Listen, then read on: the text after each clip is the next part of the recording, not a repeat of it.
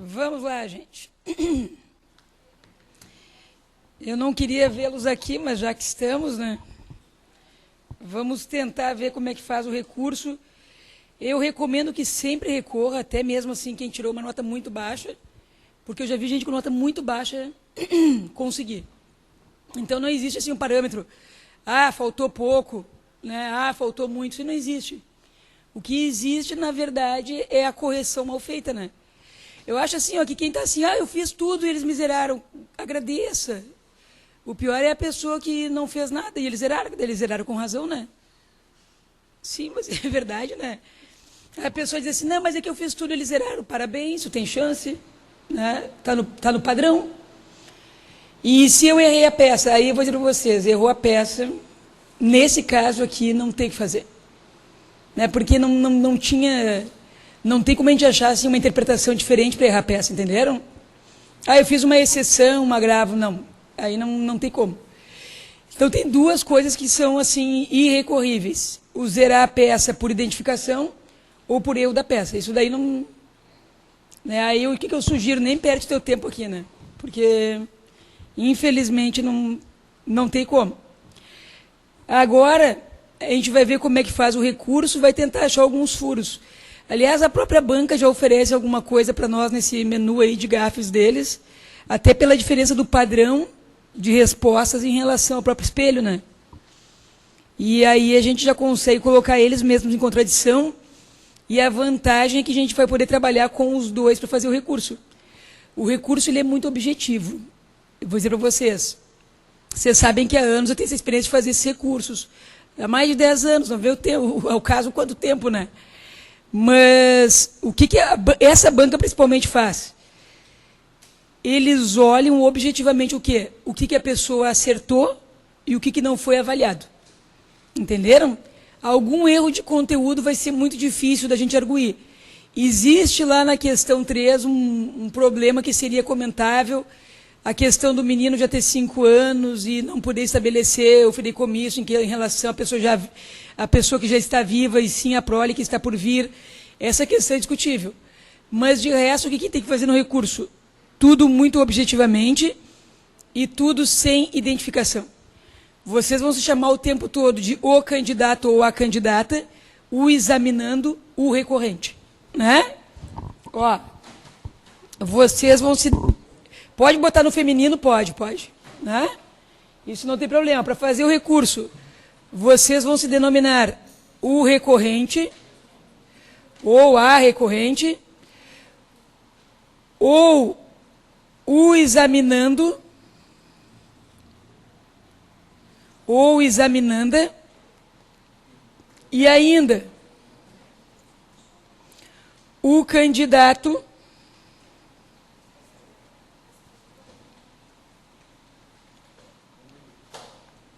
a candidata.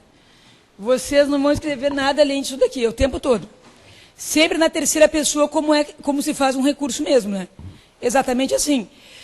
Vocês vão sempre se dirigir à banca de forma respeitosa, né? Excelentíssimos membros da banca examinadora, senhores examinadores, sempre de forma respeitosa, porque o edital manda isso. Manda que se faça isso.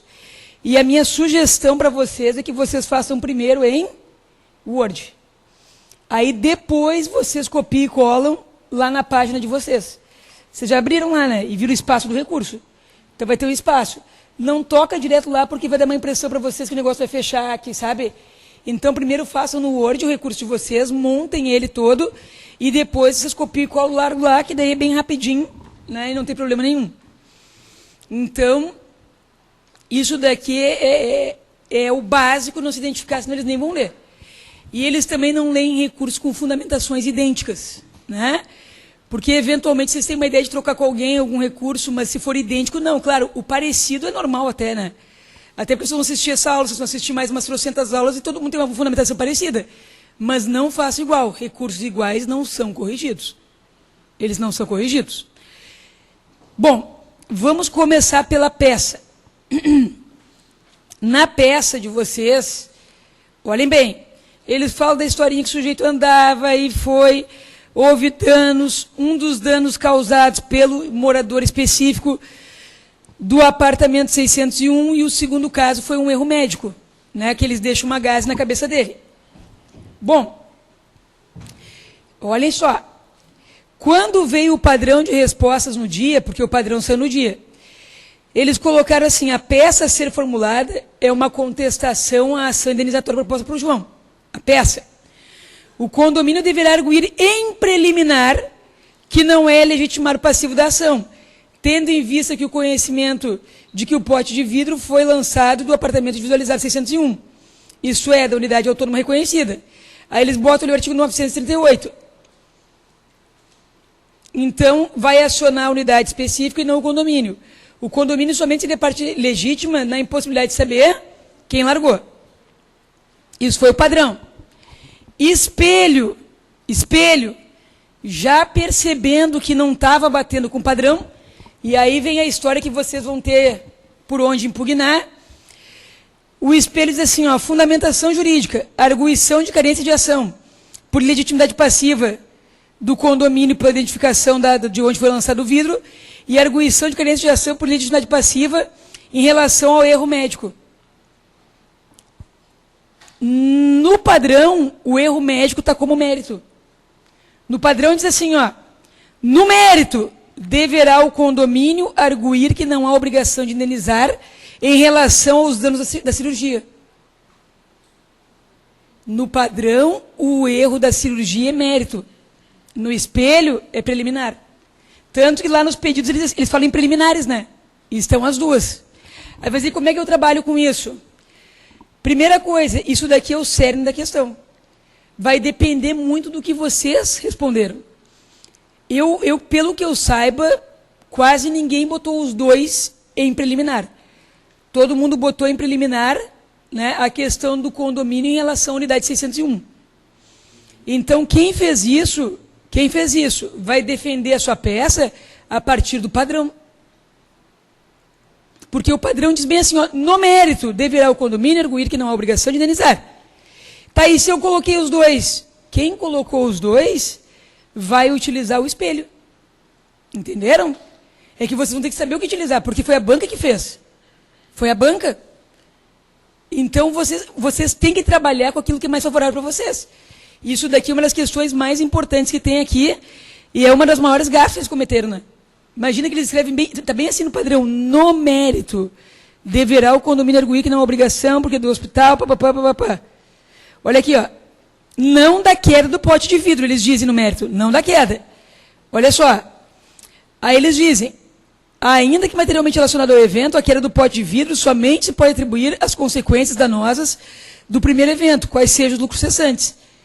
Então, eles dizem assim, olha, no mérito tu defende que não tem nada a ver com isso em relação ao dano do erro médico ao hospital. E na preliminar, afasta a questão da legitimidade, porque o morador é o do 601, e isso daqui, eu tenho assim, ó, pelo que eu vi das provas de vocês, a grande parte não fez duas preliminares. A grande parte fez uma preliminar e uma denunciação da lide, que também não tinha nada a ver, né? Denunciar a lei de quem?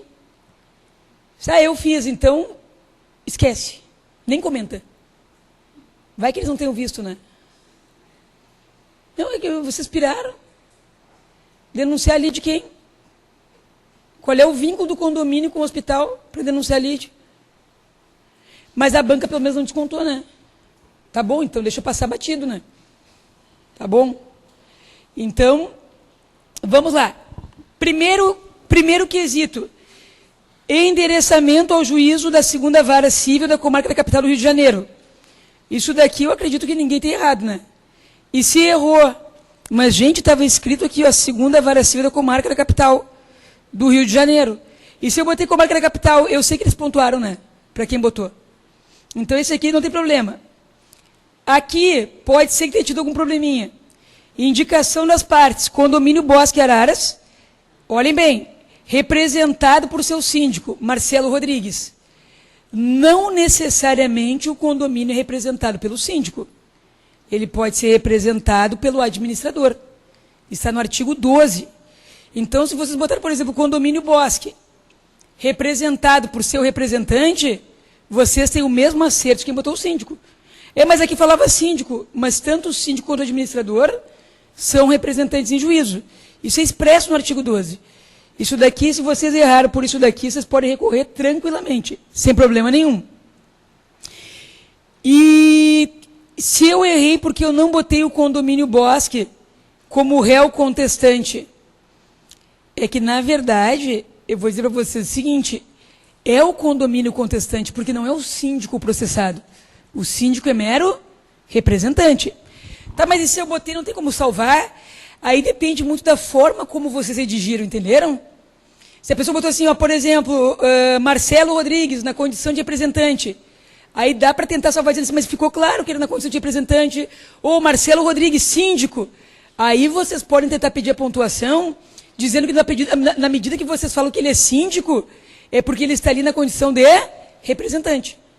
Tentar salvar por aí, mas o condomínio realmente é legitimado. Então, dependendo da maneira como a pessoa escreve, e se eu escrever assim, ó, Marcelo Rodrigues, síndico, dá para salvar, síndico do condomínio. Se eu botei que era o condomínio por seu representante, muito mais dá para salvar pelo 12. E eles é que oferecem a contestação. Então, aqui, por exemplo, valia ali 0,20, 0,10, 0,20, tudo 0,10, né? Para chegar a 0,30. No mínimo, dá para conseguir aqui, para quem fez esse negócio, escrever só o síndico, dizendo que ele é síndico, dá para pedir 0,10, 0,15. Né? E a gente tem que dizer quanto que quer. É sempre conveniente pedir assim, ó, requer no mínimo tanto. Porque é para eles terem um paradigma de quanto vocês foram lesados. Até porque vocês viram que as respostas são os picadinhos, né? São os guisadinhos, né? Muito grandes. Aí aqui vem o que eu falei para vocês, que é o grande problema, que eu acho que é o grande furo, que dá para conseguir bastante coisa. Fundamentação jurídica legal. 1. Carência de ação por legitimidade passiva, em razão à identificação da unidade autônoma de onde foi lançado o pote de vidro. 0,30. Carência de ação em relação ao hospital, mais 0,30. Quem não botou o hospital por carência de ação na preliminar, vai pedir 0,30 de acordo com o padrão de respostas. Por quê? Porque o padrão coloca o hospital no mérito. Nem vai falar sobre o espelho. Entenderam? Esse é o momento que vocês têm que jogar só em cima do acerto. Porque se vocês disserem, o espelho diz, não, tu não tem que falar sobre aquilo que é contra. É a mesma coisa, eu errei. Não, ele já sabe que vocês erraram. Então vocês vão escrever assim, ó. A preliminar de carência de ação em relação à unidade autônoma 601 foi feita pelo candidato, como se vê nas linhas tais, tais, tais. Aí vocês vão escrever tendo o mesmo pontuado. Porém, o mesmo não colocou o hospital como carência de ação, porque isso é matéria de mérito, é matéria de fundo, que na verdade não é, né? É carência. Inclusive, consta expressamente no padrão de respostas, aí vocês vão abrir aspas, letra maiúscula, que no mérito deverá o condomínio arguir que não há obrigação. Fecha aspas. Para demonstrar que foi tirado do padrão, inclusive, entre aspas. E aí vocês podem apontar, inclusive, as linhas que vocês fizeram. Eu só recomendo o seguinte, quando for apontar linhas que vocês fizeram, só façam isso quando for uma coisa muito certinha. Entenderam? Que às vezes vocês fazem uma coisa meio confusa. Mostra as linhas, eles vão procurar, né? Agora, não, eu fiz certo, eles não corrigiram. Aí diz a linha que é para eles baterem. E até transcreve. Então, aqui é onde eu vejo a possibilidade de 0,30, de acordo com o padrão. E ali em cima, tira um 0,10, já vai melhorando a coisa. Não que eles vão dar. Experiência, eles geralmente têm uma tendência de dar mais na peça do que nas questões. Né? É uma tendência. Mas o que significa isso? Quando eles vêem coisa errada nas questões, eles preferem dar mais na peça, sabe por quê? Porque as questões podem gerar mais debate, né? Não que eles não reconheçam, mas é um negócio do meio que disfarçar, entenderam? Então, isso daqui eu vejo que é um dos melhores pontos para vocês. Aí depois, Oi.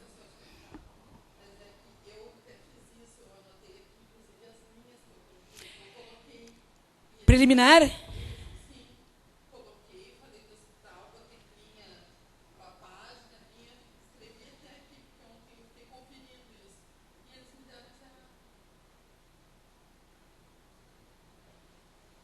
Melhor, né?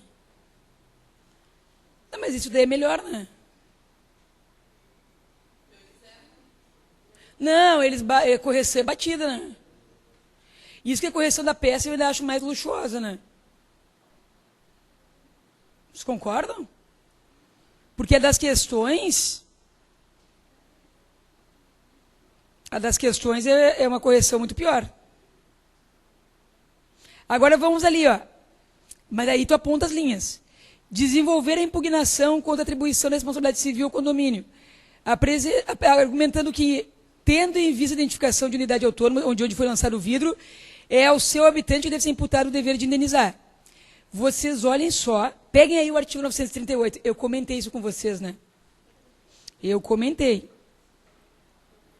Não é dizer que eu não falei. Peguem aí.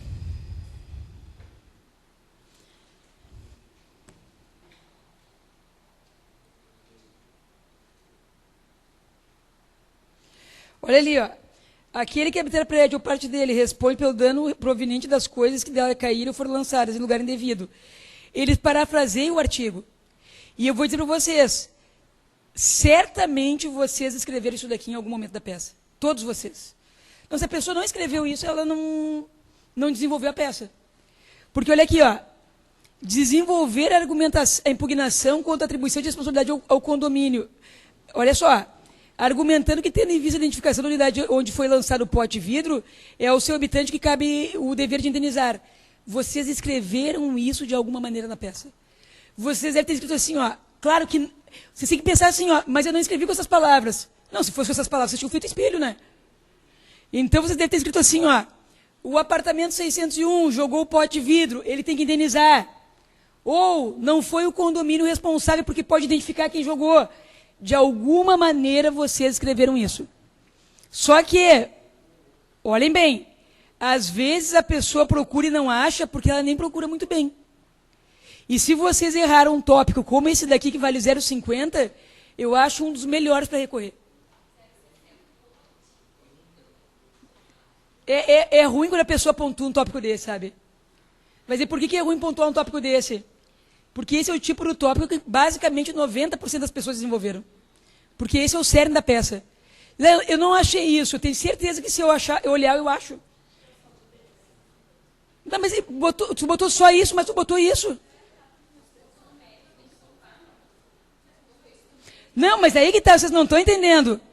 Isso daqui é para desenvolver em qualquer parte da peça, não é mais preliminar. Em qualquer parte que vocês desenvolveram isso, vocês têm que pontuar. Porque eles não estão cingindo a alguma parte, entenderam? Eles tanto não estão cingindo a alguma parte, que eles ali dizem, desenvolver a impugnação. Desenvolver. Interessa onde? Se desenvolver, pode ser no mérito, ou pode desenvolver na preliminar. Cide para vocês, só uma minoria que não desenvolve esse tópico aqui. Por isso que ele é bom. E o 938, bom, quem colocou, colocou. Quem não colocou, não tem como recorrer, né? Porque o artigo em si valia 0,10, né? E se eu não coloquei o artigo, aí se não colocou o artigo, não tem o que fazer, né? O 938, ele era indispensável. Mas eu acho que o 0,50 que tem ali, é o 0,50 mais fácil de ganhar. Por isso que eu estou dizendo, esse é o tipo de coisa fácil.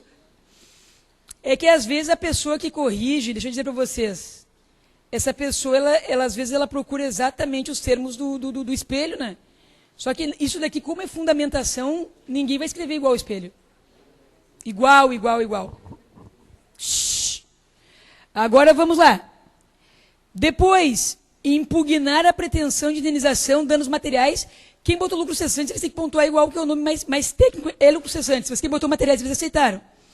Em especial, aqueles verificados no período de 30 dias após a segunda cirurgia, já que inexistente o nexo causal direto e imediato entre a queda do pote e tais danos, que foram experimentados em decorrência da falha do procedimento cirúrgico.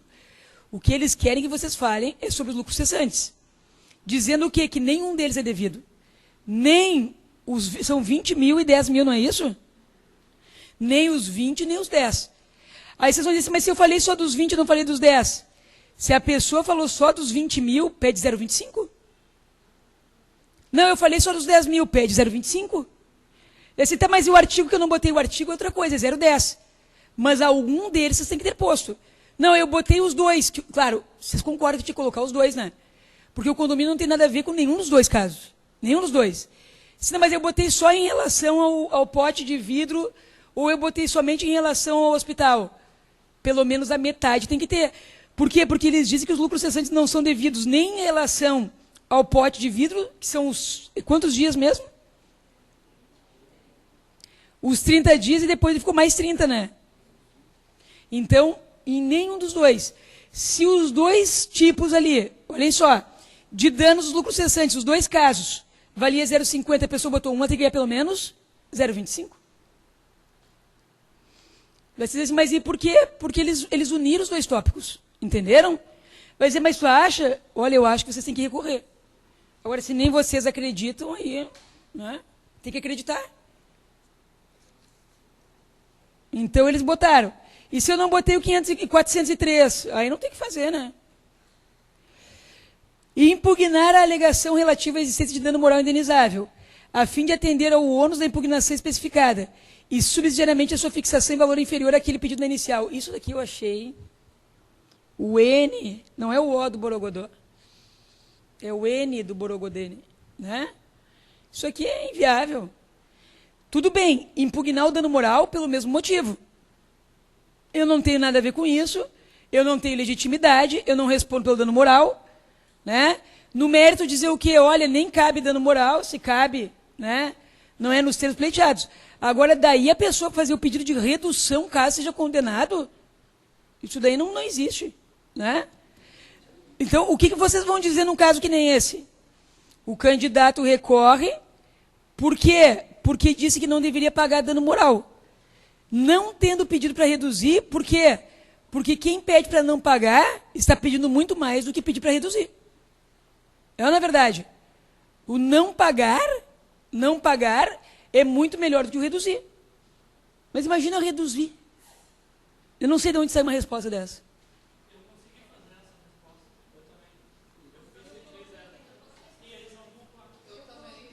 É porque nem eles sabem o que eles estão fazendo, né? É que o reduzir, de repente, a pessoa não se deu conta.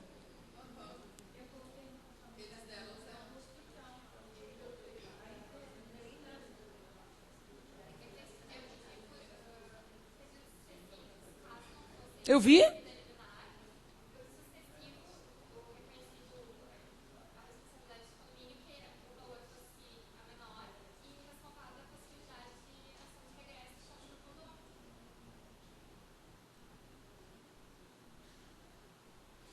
Pois é.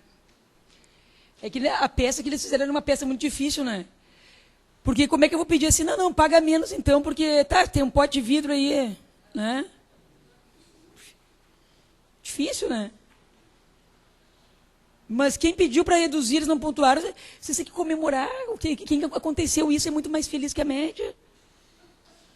Porque daí a pessoa tem o que apontar de erro, entenderam? Tá aí, se eu pedir para não pagar, vai dizer que o reduzir ou não pagar está na mesma. Por quê? Porque a pessoa está dizendo que não tem responsabilidade. E o reduzir é quem assumiu a responsabilidade caso o condomínio não seja considerado ilegítimo. Agora, é que eles botaram um caso de legitimidade muito evidente, né? Eles tinham que colocar um caso mais duvidoso de legitimidade, para a pessoa poder passar para o mérito, entenderam? Caso não acolhida, por exemplo, uma prescrição. Caso não acolhida a prescrição, passa-se o mérito. Aí ficaria muito mais fácil para vocês. Agora, se eu sou ilegítimo, eu vou trabalhar o tempo todo em cima disso. É por isso que era uma peça difícil de sair do chão, né? Aí o pessoal fica lá corneteando no Face. Ai, contestação, queria essa peça. Né? É muito fácil falar. Ah, na minha época, a tua época foi mais fácil que essa, vai te deitar. Um saco. As pessoas sempre dizem, a minha foi a pior.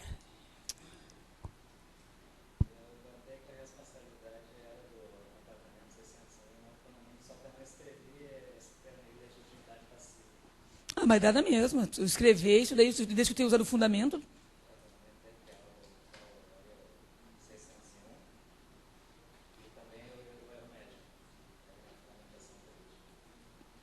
Trezentos e um.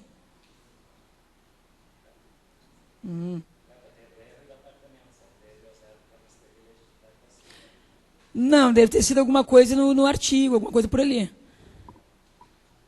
Porque tu pode ver que eles nem usam esse termo assim o tempo todo. Aqui, ó. Só um pouquinho, gente, eu vou entregar uma chave, ele já volto, tá?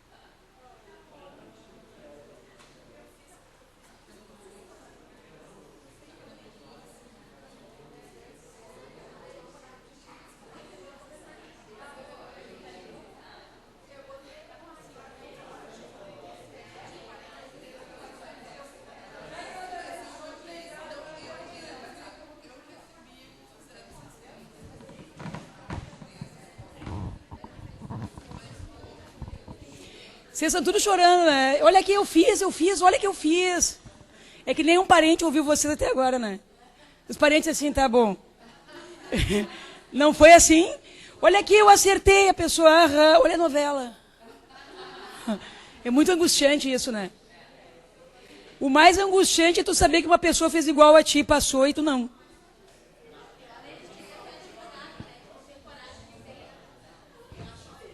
Não, mas isso já é outra coisa, já é vida daí, né? Não, o pior são os colegas terem passado. Isso não tem. Ah, e aí vocês já começam os inacreditáveis que passaram. Gente, mas assim, ó, sempre acontece isso. E eu vou dar uma boa notícia para vocês. Na área civil, eu vejo que, eu não sei se eles leem os recursos, mas bastante gente passa em recursos, vocês sabem disso, né? Olha, passa gente que às vezes eu me surpreendo. Eu me surpreendo, né? Que eu digo assim, olha, isso aqui não vai dar, né? Então, porque as pessoas têm uma cultura de dizer que a banca não lê recursos. É ou não é verdade? Ah, eu ouvi falar que ninguém. Eu não gosto de mencionar nomes. Mas o Simon conhece gente que no último passou uma leva que foi... É ou não é? Bom, pior ainda. Não foi o último, foi o penúltimo. O penúltimo, assim, foi uma coisa que não... Vocês lembram que o civil ficou lá embaixo com agravo? Foi tanto recurso que quase todo mundo passou. Então, eu acho que alguma avaliação eles fazem. É que eu acho que no civil eles devolvem para outras pessoas recorrer, analisar mesmo. E você sabe que quem analisa recurso dos outros está cheio de má vontade em relação ao primeiro colega, né? Porque não vai pegar no pé de vocês, e sim em relação ao pé do colega. Ah, olha aqui, meu colega errou, que não está nem para vocês. Isso é verdade. Ah, eu sou melhor que ele. Né? E é aí que vocês têm que jogar com a vaidade dessa gente. O senhor examinador, o senhor reavaliador, com a sua capacidade de discernimento, e vai puxando o saco por aí fora. Sim, você tem que puxar o saco. Fazer o quê? Continuando a nossa linda avaliação, vamos lá. Então, já sabem, dá para entrar aqui pedindo também, pela história de quem pediu menos ou não pediu nada, sobre danos morais. Depois, olha ali, impugnar a alegação relativa... Não, isso aqui nós já fizemos. Ali, ó, agora vem, formular corretamente os pedidos e requerimentos. Eles nem separam pedido e requerimento, eu acho que eles nem se dão conta disso, mas eles falam sempre assim. Primeiro, extinção do processo sem resolução de mérito. E vocês olhem a dúvida da banca até o fim, para vocês não verem como eu não sou louca. Olha ali, ó, pelo acolhimento das preliminares. Mas é da ou é das? Vocês se dão conta disso? Por quê? Porque no padrão de resposta só tinha uma preliminar. E no espelho tem duas. E nos pedidos do gabarito, né? Tipo, dá ou das. Vocês se deram conta disso? Olha ali, ó. O acolhimento da preliminar, entre parênteses, das preliminares. Então, mas ou são duas de legitimidade, ou é uma.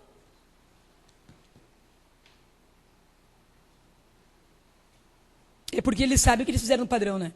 Ele sabe? Mas esse aqui, o que eu vejo é que ele bate exatamente, ele conflitua com a fundamentação. Sim. Então, por exemplo, eles constituíram na fundamentação me deram 0. E aqui me deram 0,50. Melhor, né? Então, eu entendi.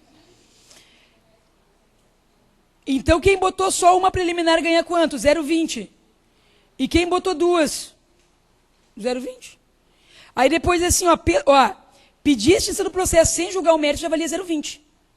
Só para dizer isso, extinção sem mérito. Só isso, 0,20. E falar sobre a legitimidade, mais 0,20. E se eu pedir só a extinção sem mérito, 0,20, eles não podem zerar. Eles têm essa mania assim, ó, como a pessoa não falou legitimidade, vou zerar tudo. Não, 0,20 é só o sem mérito. Mais 0,20 do quê? Da ilegitimidade. E se eles me zeraram e eu fiz um dos dois, vocês têm que ver o seguinte, eles fracionam, vocês têm que fracionar também. Você fazer a mesma coisa. Depois, vamos lá. Com indicação do terceiro, prestem bem atenção. E ou 2676, qualquer um dos dois valia 0,10. Vocês têm mania de pensar que são os dois. Não, se eu botei o terceiro, 0,10. E se eu botei 2676, 0,10. E se eu botei os dois, o problema é teu, continua 0,10. Eu queria 0,20. Não. Aí não força. Aí é coisa de graduação, né? Aí, prof, podia me dar os dois, né? Não. Aí depois, no mérito, improcedência dos pedidos formulados na inicial. 0,30. Só escrever improcedência valia 0,30. Tem noção? Tem noção? Com indicação do 2691. Agora, eu vou dizer para vocês. É porque só 0,10 não vale a pena fazer uma fundamentação. Mas eu nunca vi alguém escrevendo assim, ó, requer improcedência com fulcro no 2691, que é o que fala sobre o mérito. Eu nunca vi nenhum imbecil fazer isso. Eu já fiz muita petição na minha vida, eu nunca escrevi, quero o mérito. Porque o mérito é o 2691. Eu recorreria, escreveria o quê? Que na medida que ele pede improcedência é o 2691. E o 2691 nem é bom falar nesse caso, porque ele fala tanto em procedência quanto em procedência. Poderia prejudicar o raciocínio da banca, mas vai lá e dá uma chineladinha assim. Né? Então, pedir 0,10 porque ninguém faz isso. Isso é ridículo. Não escrevam assim, é claro. E, eventualmente, a fixação de danos morais em valor inferior àquele sugerido na inicial.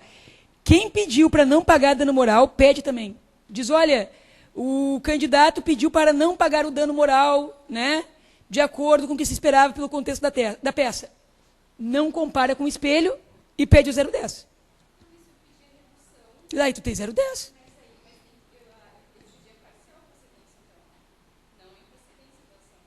Não, aí vem a contradição que a gente estava comentando antes. Qual é a contradição? Mas e se não deu para dar essa ganhada? Não, aí tu reduz, né?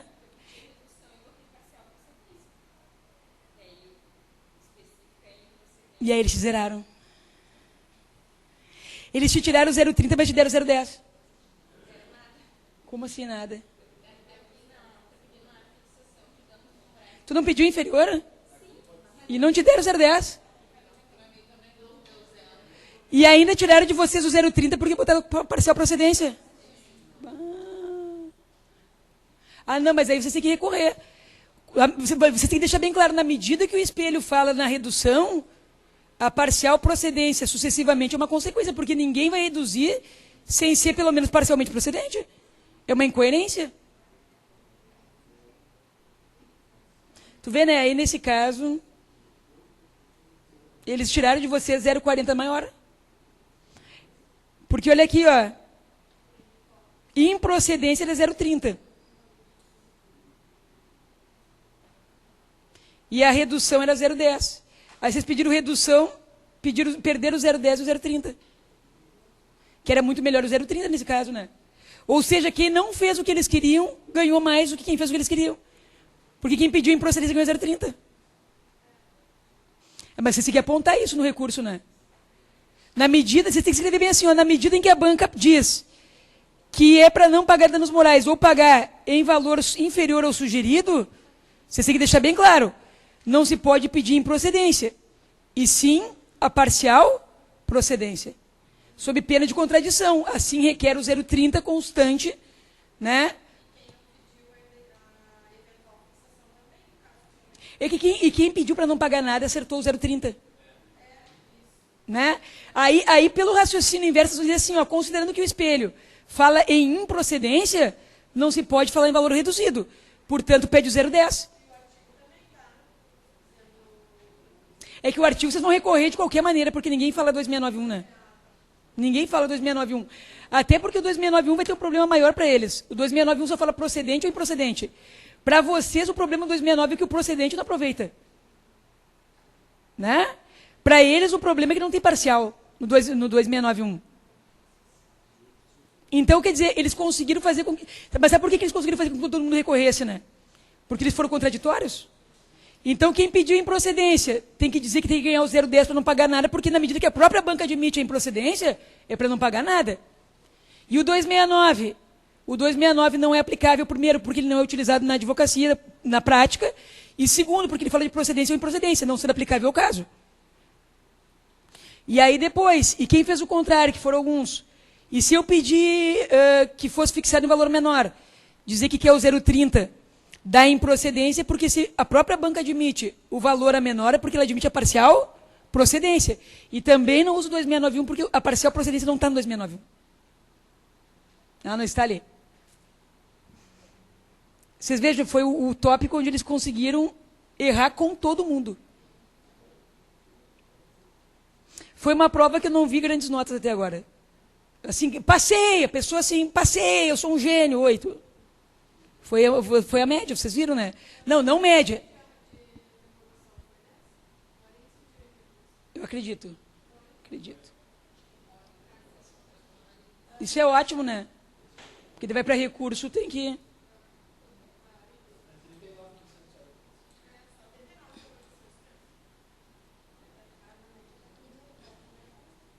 nós aqui do civil passando é a conta agora.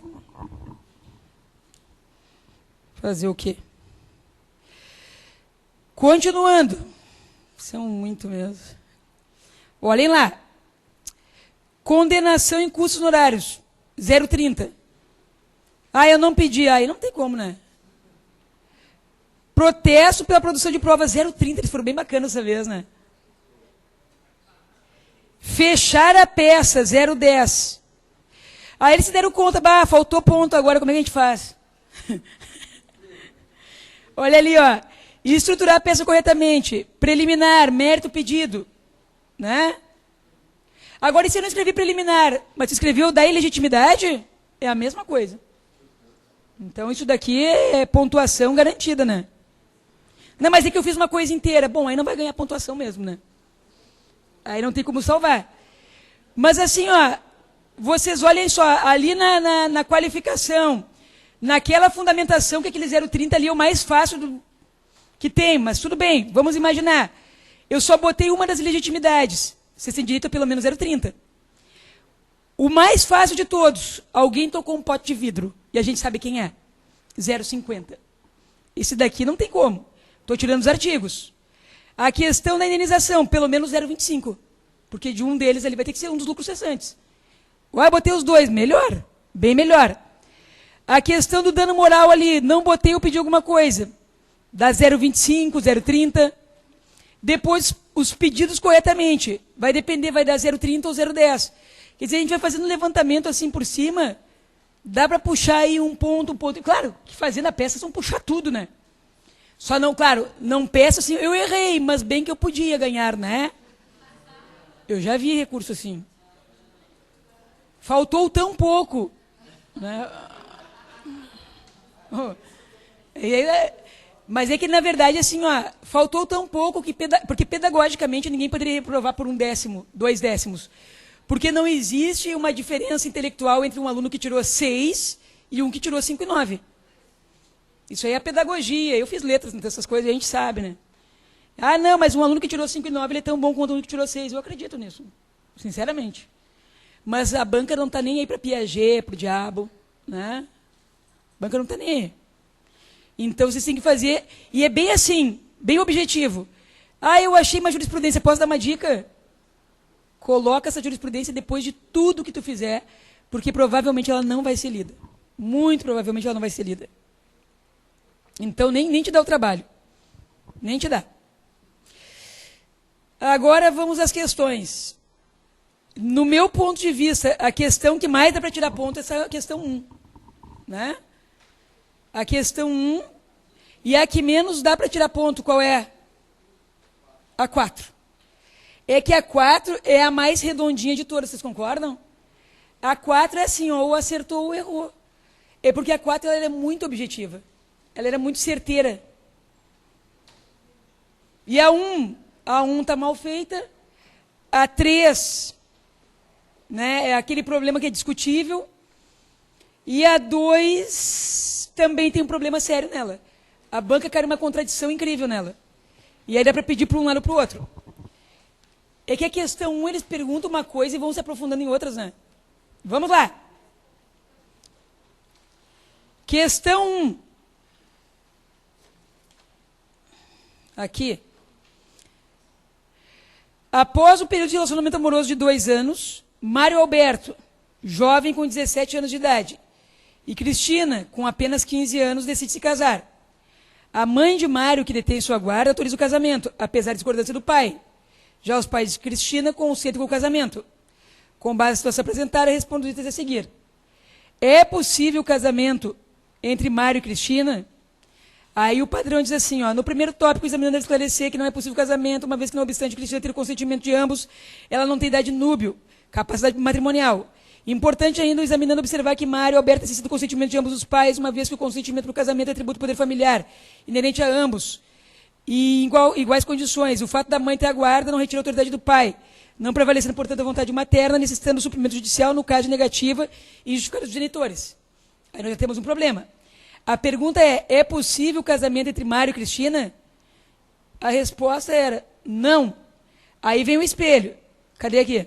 Não, pois Cristina, embora possua o consentimento de ambos os pais, não tem idade núbio. Na verdade, ela não tem capacidade processual. 0,20. Acho que a grande parte respondeu isso. Nos termos do 1517, 0,10. O examinando deve observar que Mário Alberto também necessita do consentimento dos pais. E se eu botei assim, ó, o pai não consente, portanto não pode, dá na mesma coisa. Eles deveriam dar 0,20. Porque o consentimento da mãe já está no enunciado, né? E essa ali, ó, de acordo com o 1519. E essa última parte ali, ó, em caso de negativa de um deles, necessidade de suprimento judicial. Eles não perguntaram sobre o suprimento judicial. Isso é uma solução e não faz parte da pergunta. Quem não botou não pode ter nenhum desconto. É que eu não botei isso daqui, eu acho que foi isso que me descontaram. Então pode pedir integralidade da questão. Por que ele não pode? Porque o pai não consentiu. Ponto. Suprimento judicial é uma solução, entenderam? Tá, e como é que eu faço, então, para suprir o problema do pai não deixar? Eu busco autorização judicial. Isso não foi perguntado. Então, se alguém teve algum desconto por isso, pode recorrer tranquilamente. Acho que a grande parte de vocês aqui deve ter tirado alguma nota, não tirou?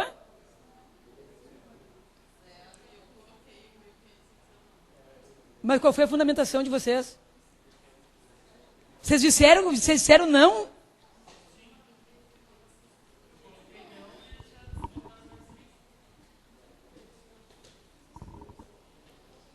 É, mas é isso que eu digo, às vezes eles querem as palavras deles, né?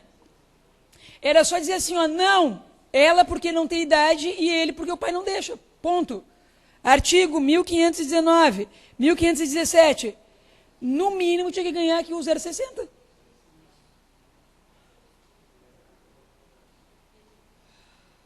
Mas vocês concordam que vocês escreveram a grande parte disso daqui, então eles não pontuaram de sacanagem. E o que eu faço? Aí é aquele caso que a pessoa mostra a linha. Na linha tal, o candidato falou sobre a idade, mencionou o artigo. Às vezes eles não pontuam o artigo, que é uma coisa super objetiva, né? E na letra B, O casamento é anulável, porque Cristina não completou a idade núbia e o Mário e o Alberto não possuem autorização dos pais. Tá, 0,25. Nos termos do 1550, do Código Civil. As providências a serem tomadas, essa segunda parte aqui, olha aqui, ó, a ser tomada pelos jovens, providência judicial ou extrajudicial a ser tomada. As providências a serem tomadas seriam ação atual de casamento pela via judicial, com fundamento no artigo 1555, ou confirmação do casamento. Vocês cuidem só, eu vou primeiro jogar para o lado de vocês. E se eu botei anulação do casamento? Vai pedir a pontuação, porque tem o ou, né? E se eu pedir a confirmação? Vai pedir a mesma pontuação, porque eles deixaram um ou outro. O que acontece? Às vezes a pessoa que corrige não vê esse ou grande aqui, entenderam? E esse ou bem grande aqui significa o seguinte, qualquer um dos dois que você tivesse colocado, sempre que tem o ou maiúsculo, qualquer um dos dois eles têm que aceitar e pontuar. Agora vocês olhem ali, ó. Há alguma providência judicial ou extrajudicial a ser tomada pelos jovens? Só tem uma resposta, a confirmação. Imagina eles, vamos casar e depois vamos pedir para anular. Se a vontade deles é casar, qual é a providência deles? A confirmação? Não, vamos pedir para anular agora. Só para ver assim, a gente quer testar. A resposta foi patética, né?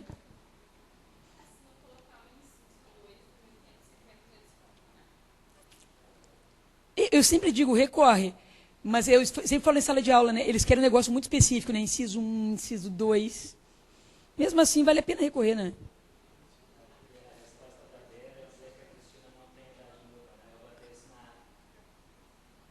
Não, mas é que assim, ó.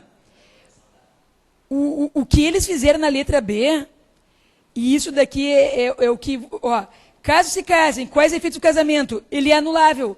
Quem botou isso aí já tem que pontuar. Essa história que eles botaram porque ela não tem idade, não tem autorização, já foi falado. Isso aqui você tem que pedir integralidade, desde que tenha falado anulável. Eu conheço gente que eu já vi prova que o pessoal botou nulo. Aí não, ele é anulável.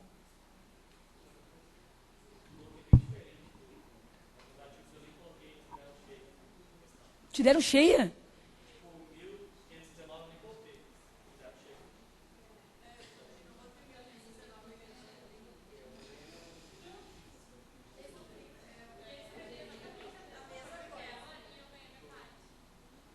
É o que eu falo, depende da mão desgraçada que tu cai, né?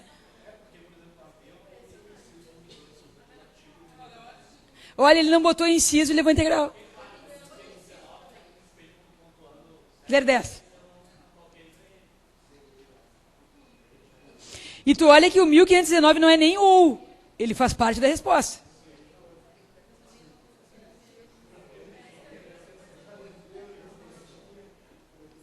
Então você já sabe, na letra B é só falar anulável. E a história da idade e que o Mário não tem autorização, isso daí estava lá em cima. Só repete que está lá em cima e já colocaram. E vão pedir o 0,25. O 1550 pede também mesmo não tendo posto os incisos, né? E a providência, uma ou outra, tanto faz.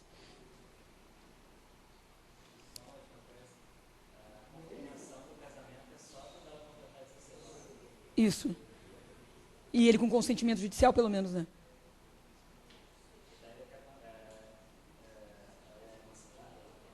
Emancipa. O casamento emancipa, né?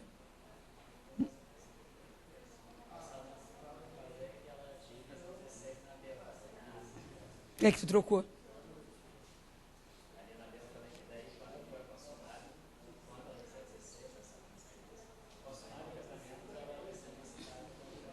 Mas aí não foi a pergunta. Agora vamos lá. Erro da banca. E é erro mesmo. E eles erraram. Eu, no início, quando eu comecei a ler aquela resposta ali, eu pensei assim, o que eles querem dizer com isso? Mas agora vem o erro.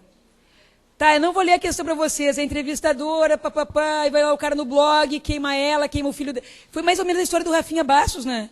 Se empolgaram com aquela história, né? Aí diz assim, diante da situação narrada, mesmo antes de nascer a criança, Emília pode reclamar o direito de nascituro? 0,45. Para mim, o grave é na B, mas vamos lá. Resposta, sim. O código defere proteção ao direito de nascituro, desde a concepção. Só dizer sim, que o nascituro tem direito, já falei 0,35. Ah, mas eles não me pontuaram, então recorre, pô. Na forma do artigo 2º, valia 0,10. Ah, eu não botei artigo 2º. Bom, perdeu 0,10 só. Ponto. Agora vem o problema. Sério. É mesmo?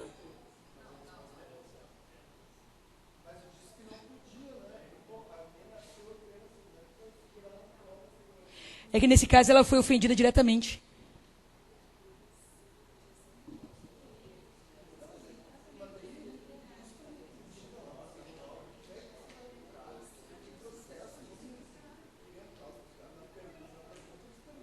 Aqui, ó. Emília, não, aí que tá. Eles perguntam uma coisa, depois eles vão para outra e depois não sabem o que estão respondendo. Emília, que é a mãe, possui legitimidade para ajuizar a ação em seu nome do nascituro, assim como nos gravídicos, sim. Mas aí olha a resposta. Olha aqui, ó. Sim, Emília reunirá situações jurídicas de legitimado ordinário e extraordinário. Para começar, que se vocês disseram que sim, que ela tem legitimidade, vocês têm que pedir o 0,20 do extraordinário junto, que eles não perguntaram o tipo de legitimidade, perguntaram se ela tem legitimidade. Os tipos, isso daí é uma outra, isso é classificação. Já tem que pedir isso aí de cara. No momento que ela fala legitimidade, já se presume que a extraordinária está. Por quê?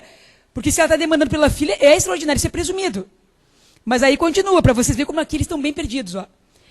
Emília entrará na condição de representante processual, afundou. Que estará em juízo em nome alheio defendendo interesse alheio. Não, ela também vai defender o dela. Mas isso que não é o pior. Fundamentação, aqui que eu vi que eles não sabiam o que estão fazendo. Artigo 6º e o 8º. Ah, meu Deus do céu. Isso daqui é horrível. Artigo 6º. Legitimidade extraordinária. É quando a pessoa demanda em nome próprio direito de terceiro. Muito bem. Essa é a extraordinária. Agora vem a parte boa. Artigo 8º. Quando a parte sofre de incapacidade processual, ela vai ser assistida ou representada. Mas quando eu falo em representante, significa que a pessoa demanda em nome próprio. Ou seja, o pressuposto é que essa linda criança que não nasceu, ela já teria um nomezinho e ela seria qualificada.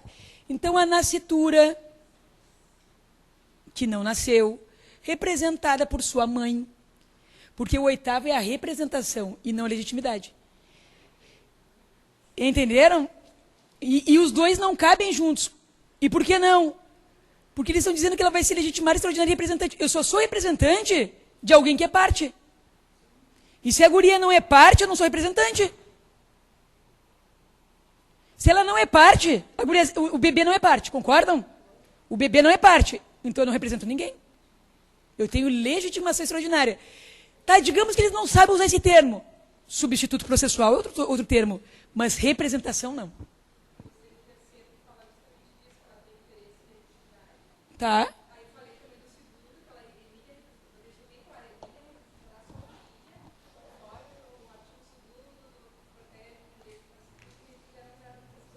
Não. É. Mas daí eles não corrigiram. É por isso que eu digo assim, ó. Eu acho que essa daqui é uma questão que vocês vão ter a chance de recorrer. Por quê? Porque quem botou que ela demandava em nome próprio o direito dela e da guria, acertou. Pelo 6º. E quem botou que sim, porque ela é representante da filha, acertou pelo 8º. E são duas coisas completamente distintas.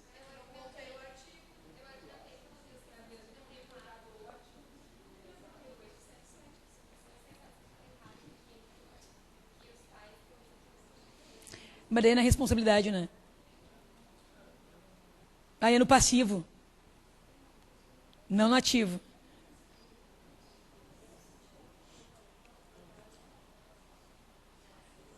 E quem não botou os tipos de legitimidade vai pedir integral, porque na verdade não se pedia classificação. Simplesmente ela tem essa daqui é a questão mais problemática de todas. Porque se eu sou representante de alguém, essa pessoa está demandando em nome próprio. É que nem assim, ó. Pedrinho com 2 aninhos, menor impúber, representado por sua mãe, que alimenta o seu pai. Quem é a parte na ação? O Pedrinho, a mãe é representante. Agora, se eu digo assim para vocês, o Ministério Público requer alimento para o Pedrinho. Quem é que é parte? O MP como legitimado extraordinário. Aí ele não representa ninguém. E quando eu vi o artigo 8º, então eu disse assim, meu Deus, nos livre e guarde. Perdoe, pai, eles não sabem o que fazem. Né? Mas né? Porque isso é que vocês nunca vão imaginar a dimensão do erro disso daqui. Né? É muito errado. Não, dá para fazer uma preliminarzinha. Eu recomendo. Preliminarmente, a questão fala do artigo 6º e 8º, que são incompatíveis entre si. Por quê? Porque o 8º fala de representação, pressupondo o quê? Que o legitimado é a própria parte que sofreu prejuízo, no caso, o nascituro. E a mãe seria apenas representante para suprir incapacidade processual do artigo 7º. Já o artigo 6º fala da legitimidade extraordinária do substituto processual. Ou ela está demandando, ou ela é representante. Assim requer anulação pela confusão. Caso não seja aceito, aí passa ao mérito, aí vocês vão pedir lá no mérito, então, a questão. Mas cabe assim, só para nem que seja sempre dar uma chinelhada, né? Já aconteceu isso na penúltima prova, eles erraram um negócio feiamente. Eles perguntaram sobre a teoria do adimplemento substancial, só que eles perguntaram assim, e não falaram conforme a jurisprudência. Aí a gente recorreu, fez uma preliminar sobre isso, que não podia, Ali eles não fizeram, mas eles acabaram dando de outra maneira, entenderam? Porque se eles anulam pela preliminar, eles vão ter que fazer para todo mundo. Então, às vezes, eles se dão conta do erro e eles vão em outro lugar para descontar. Não, vamos resolver aqui, né? Então, vale a pena chamar atenção, porque está muito errado, né? Muito. É que nem a próxima questão. Não é matéria minha, mas diz que tem um erro gravíssimo aqui. Vocês estudaram essa matéria, fideicomisso? Essas coisas assim? Eu acho nojo isso aqui, mas vamos lá. Erraram?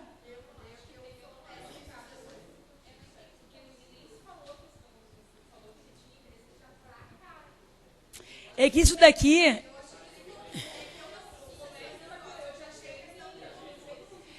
É que vocês não se deram conta de uma coisa.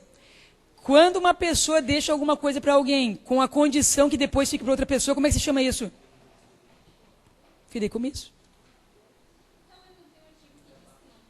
Aí está o erro.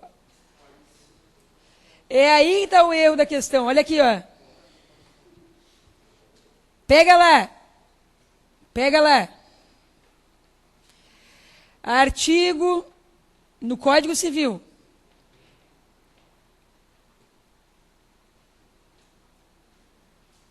Mil 1952. Vamos lá. 1952. Olha lá. Tá, primeiro vocês olham ali, ó. Substituição fideicomissária. Deixa eu ler para vocês primeiro 1951, vocês vão chegar na resposta deles. Vocês vão entender o que eles estão pensando. Mas eu nem pensei nisso, nem eles. Olha aqui. Pode o testador instituir herdeiros ou legatários, estabelecido que por ocasião de sua morte a herança ou o legado se transmita ao fiduciário, resolvendo-se o direito deste, por sua morte, a certo tempo, sob certa condição, em favor de outrem, que se qualifica de fideicomissário. Não foi isso que ele fez? Eu deixo para o fulano. E depois, na morte dele, para o filhinho dele, o Caio. Assim, mas eu nem sabia disso, é o fideicomisso. Entenderam? Aí eu nem cheguei a pensar, mas eles pensaram. Só que tem um detalhe. 1952. A substituição fideicomissária somente se permite em favor dos não concebidos ao tempo da morte do testador. Então, a resposta deles não podia ir para essa história do usufruto da nua propriedade, por quê? Porque o caput de 1952 não admite isso se a pessoa já era nascida. Entenderam? Vocês estão vendo aí, não estão? 1952. A substituição fideicomissária somente se permite em favor dos não concebidos ao tempo da morte do testador. Vamos ler a questão. Roberval não possuía filhos e seus pais eram falecidos. Seu único parente era seu irmão Ângelo, sendo certo que tanto Roberval quanto Ângelo jamais se casaram ou viveram estável. Roberval, que tinha um imóvel na Tijuca e outro no Flamengo, decidiu beneficiar Caio, seu melhor amigo, em sucessão. razão pela qual estabeleceu em seu testamento que, por ocasião de sua morte, o imóvel da Tijuca deve ser destinado a Caio, passando para os filhos de Caio quando do falecimento deste. Isso é fideicomisso. Eu passo para alguém e digo, e no caso da tua morte, passa para os teus filhos. Por isso que não é um caso normal de testamento, entenderam? Isso é fideicomisso. É quando eu passo para alguém e digo, e no teu caso, a tua morte, já passa para o outro. É aí que está a história toda. Aí ele diz, quando o Roberval faleceu, Caio já tinha um filho de 5 anos. E aí diz o artigo, a substituição somente se permite em favor dos não concebidos ao tempo da morte. Então não era... Por exemplo, vocês foram para o lado de que era um mero testamento, concordam? E vocês têm que defender que a resposta de vocês está certa, porque a parte final da questão fala que o guri já tinha 5 anos. Então vocês não tinham que falar sobre usufruto, sobre nua propriedade, por que não? Porque não se trata de fideicomisso. Se trata simplesmente de um testamento normal. É que eu estava falando com uma professora que é dessa matéria e ela estava comentando. Ela disse que teve gente que não entendeu até hoje muito bem essa matéria. Né? Tem gente que nem comenta sobre essa matéria. Né? Mas se vocês pegarem os bons livros de sucessões, todos eles vão explicar isso. É porque no código de 16 podia, entenderam? Só que a gente já está no código de 2002, já faz um certo tempo, né? Mudou. E vai estar expresso, né? Está expresso. E aí o que acontece? Toda a resposta deles vai para cima do fideicomisso. Vocês estão notando isso? Vocês olhem aqui, ó. Considerando, olha ali, ó. Roberval poderia beneficiar seu amigo Caio em sua sucessão? Todo mundo respondeu que sim, né? Sim. E por que sim? Porque, na verdade, não havia herdeiro necessário. Então ele pode dizer, esse imóvel é do fulano. Ele pode. Olha ali, ó.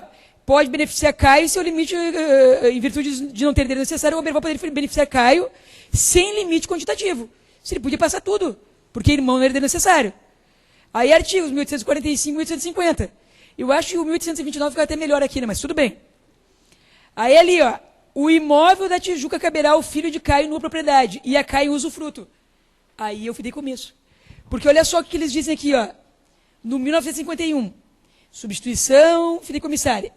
Pode o testador instituir herdeiros ou legatários estabelecidos que por ocasião de sua morte, a herança ou legado se transmite ao fiduciário resolvendo o direito desse por sua morte, a seu tempo e condição, em favor de outrem, que se qualifica como fideicomissário. Aí vocês olhem só. Aqui, ó.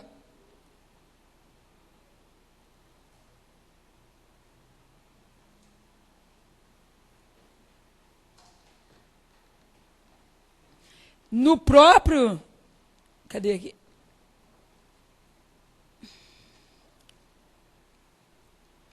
No próprio parágrafo único, eles falam assim, ó, vai ser usufruto do direito fiduciário.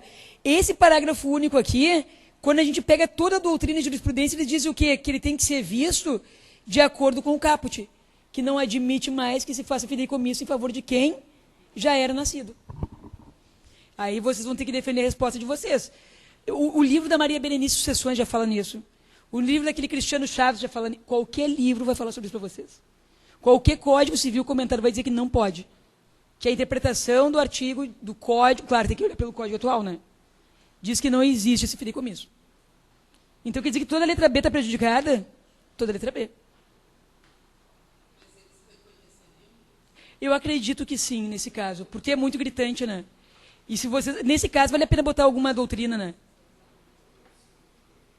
Porque é muito gritante, né? E a pessoa se confunde ali. Realmente, não fica claro o artigo.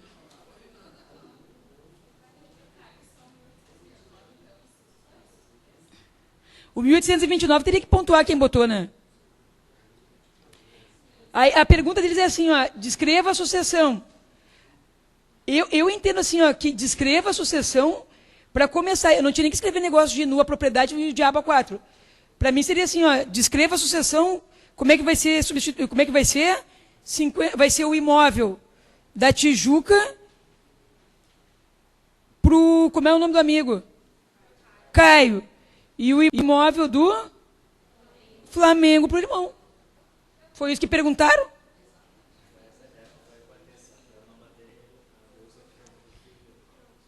Mas ninguém botou. Você tem que dizer assim, primeiramente, a pergunta feita, como é que vai ficar a sucessão? Essa é a pergunta. A resposta de vocês foi assim. O do Flamengo para o irmão, o da Tijuca para o amigo. Está respondido. E dizer mais, e o que a banca colocou não está de acordo com o atual Código Civil. No anterior era como a banca queria, mas nós já estamos há 13 anos no novo, né? Vamos contar, de repente, né? A pessoa acordou do coma e foi fazer a prova. Não, vou fazer essa prova. Só pode, né? Sabe o que me dá pena? É que essa questão, essa letra aqui valia 80. É muito. Eu entendo que esse 80 deve ser atribuído para você só porque a gente disse Flamengo para o irmão, Tijuca para o amigo. Porque foi a pergunta feita.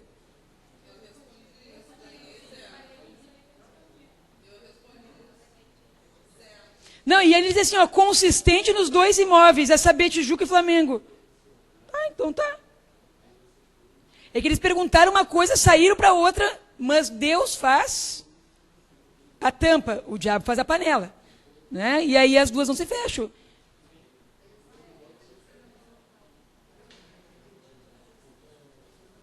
Eu digo assim, ó, se eu sou vocês, o que eu faço? Primeiramente, a pergunta foi, como fica a sucessão? O candidato respondeu assim, acertou. Segundo, há um erro material na resposta. E aí coloca alguma doutrina. Portanto, tudo que foi avaliado a partir do fideicomisso, a nua propriedade e o escambau, está tudo errado. Logo, requer 0,80, porque a resposta da banca, primeiro, está errada. E segundo, o que vocês responderam perguntado. Agora, se vocês perguntassem assim, de acordo com o fideicomisso, explica como é que fica, é outro papo, né? Mas vocês têm ali o artigo de lei expresso, né? E agora vem a questão que, sério, eu não consigo pensar em fundamentos, né? Eu não consigo. Então, vamos lá.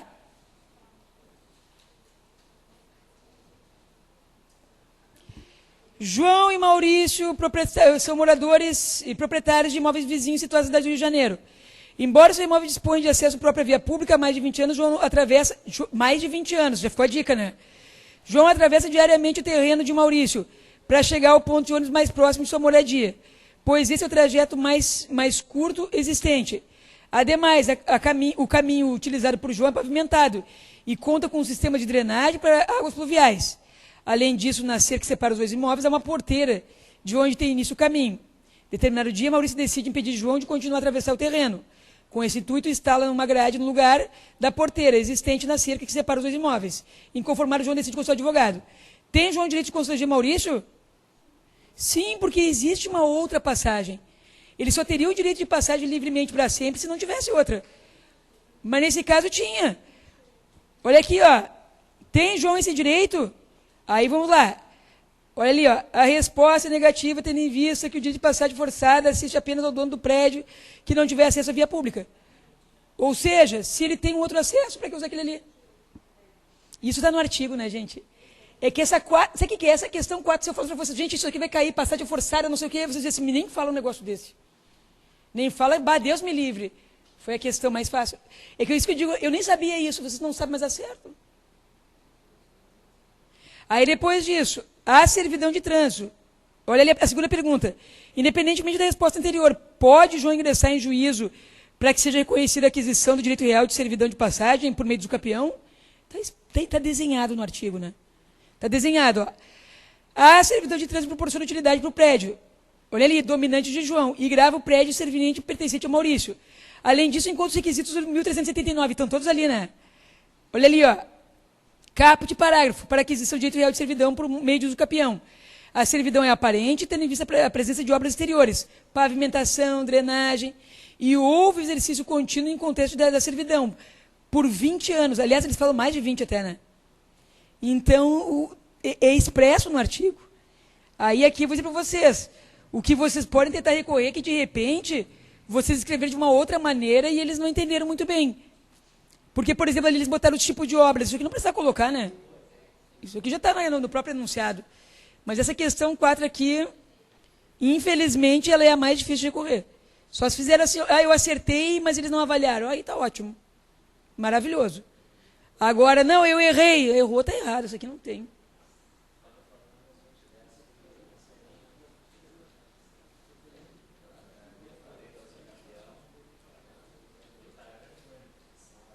E eles não pontuaram nada.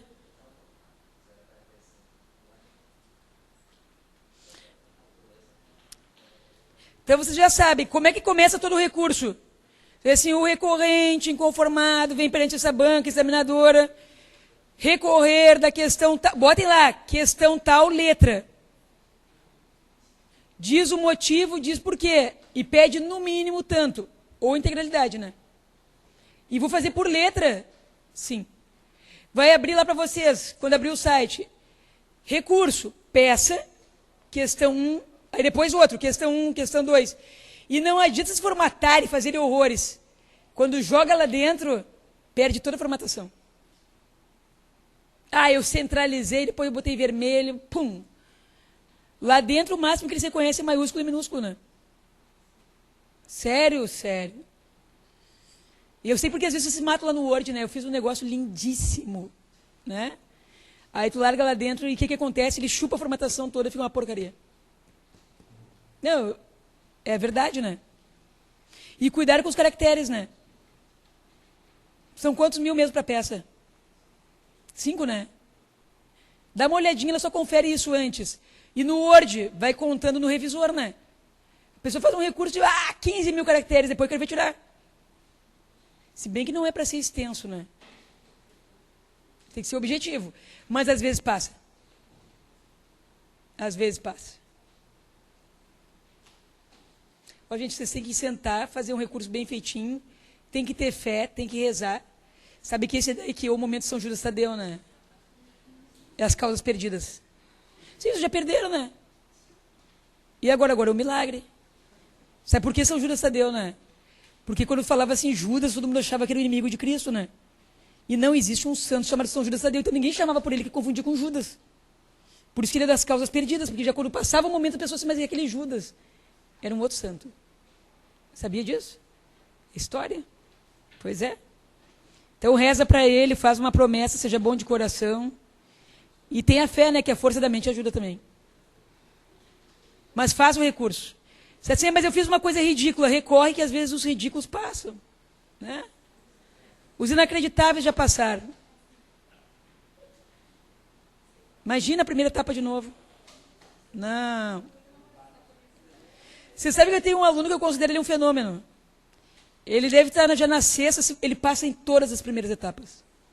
Ele só roda na segunda. Ele é aluno IAD, eu não conheço ele. Aí na outra ele mandou assim, professor, eu rodei de novo. Ele passa em todas as primeiras etapas. Ele passa rindo. O problema dele é na segunda. É que ele nunca fez uma peça na vida. Ele diz isso. Mas eu não quero que vocês façam a primeira de novo. Se fizer, fazer o quê, né? Mas fé, muita fé. Espero ter ajudado vocês, né? Agora vão para casa, vão fazer isso daí. É até dia 12, né? Ao meio-dia, né? E o sistema fecha, né? Se liguem. E dia 12 é dia dos namorados também, né?